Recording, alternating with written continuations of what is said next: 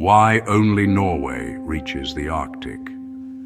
Imagine waking up in Kirkenes, a remote town in Norway's far north. You're still in Norway, yet further east than Istanbul. Drive just 15 minutes, and you'll reach the Russian border. It's a strange place on the map, but it reveals something extraordinary. Norway, the smallest of the three Nordic giants, controls every inch of the Arctic coastline, while Sweden and Finland, though larger, have none. How did this happen? Why does Norway alone reach the Arctic, and does it still matter today? The answer begins with the land itself. Running down Scandinavia's spine are the Scandinavian Mountains, one of Europe's longest ranges, stretching over 1,700 kilometers. This rugged wall of rock and snow separates Norway from its eastern neighbors. In winter, temperatures plunge below -30 degrees. Boiling water thrown into the air freezes before it hits the ground. These mountains acted as a natural fortress, isolating Sweden and Finland from the Arctic coast. But Norway had an advantage they didn't: the sea. While others were trapped behind mountains, Norwegians could travel by boat, reaching the Arctic quickly and safely. That freedom gave Norway a head start to build fishing villages and trading posts across the north, securing a continuous presence that later became territorial control. But there's another reason Sweden and Finland never claimed the Arctic. Look at where their people live.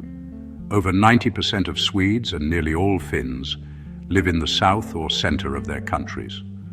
The far north is cold, dark, and sparsely populated. Historically, life was easier in the south: fertile land, mild climate, and access to the Baltic Sea. That's where trade, agriculture, and cities grew. The Arctic? Too harsh, too remote. For Norway, though, the coastline was its economy. Fishing, sailing, and trade made the ocean not a barrier, but a lifeline. But in the early 1600s, Sweden decided to change that. Frustrated by Danish tolls controlling Baltic trade, King Charles IX launched a northern invasion, hoping to capture Norway's Arctic region, Finnmark. If successful, Sweden would finally gain a route to the open sea. Denmark and Norway, then united under one crown, struck back fast. The short but brutal Kalmar War followed. And when it ended, Sweden's Arctic dream was gone. They won the right to sail freely through Danish waters, but never again reached for the Arctic. 2 centuries later, the Napoleonic Wars shook Scandinavia again.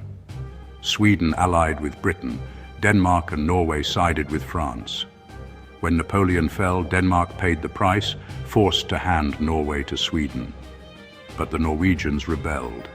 They declared independence, wrote their own constitution, and fought back. The result was a compromise. Norway would remain under the Swedish crown, but govern itself. That uneasy union lasted until 1905, when Norway finally broke free, keeping full control of its Arctic coast. For a short time, though, Finland joined the Arctic Club.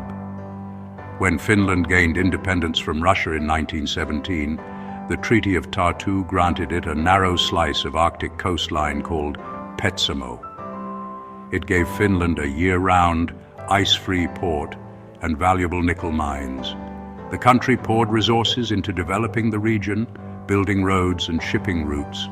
For the first time, Finland had a true northern gateway. But during World War II, Soviet forces invaded. Finland lost Petsamo, and with it, its only Arctic port. By 1947, the Paris Peace Treaty confirmed the loss, and Finland's brief Arctic era was over. With its Arctic coastline intact, Norway built a future on the sea. When asked to join the European Union, twice, Norwegians voted no. Why? Because EU rules would have forced them to share their fishing grounds. And Norway wasn't about to give up its greatest asset. Fishing was just the beginning. The discovery of oil and gas in the North Sea turned Norway into one of the world's top energy exporters, and home to the largest sovereign wealth fund on Earth, worth over $1.4 trillion. All of it thanks to access to the ocean. Now that access is becoming even more valuable. The Arctic is warming twice as fast as the rest of the planet. As ice melts, new shipping routes are opening, and beneath the surface lie massive untapped reserves of oil and gas.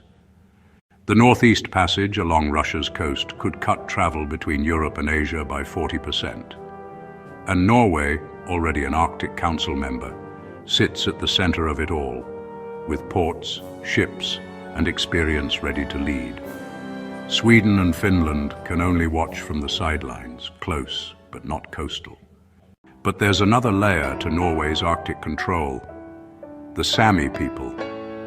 Their traditional homeland stretches across all of northern Scandinavia, long before borders existed.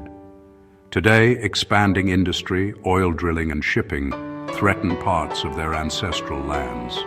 For the Sami, the question of Arctic access isn't about power or trade, it's about preservation.